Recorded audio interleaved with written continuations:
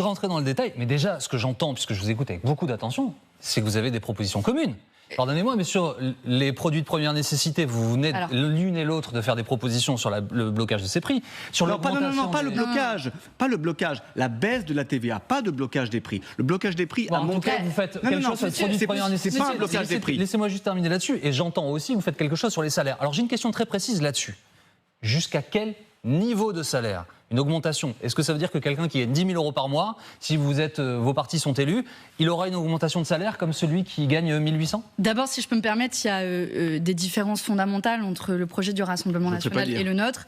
D'abord, le Rassemblement national a systématiquement voté contre l'augmentation du SMIC, du salaire minimum à 1 600 nous avons amendé je vous ai pour laissé parler, Monsieur Odoul. Quand on l'a proposé à l'Assemblée nationale, ils ont systématiquement voté contre. De la même manière, quand nous avons proposé le blocage des prix des produits de première nécessité, ils ont systématiquement voté contre. Le blocage, oui. Pardon, mais en matière économique et sociale, le projet du Rassemblement national n'est rien d'autre que le projet d'Emmanuel Macron. Et vous avez en face de moi un Emmanuel Macron de rechange, que ce soit sur les questions économiques ou sur les questions sociales. Soyez crédible, Madame Aubry. Nous proposons par exemple d'abroger la réforme des retraites. Il ne nous propose aussi. pas. Nous reviendrons à ça, pardonnez-moi.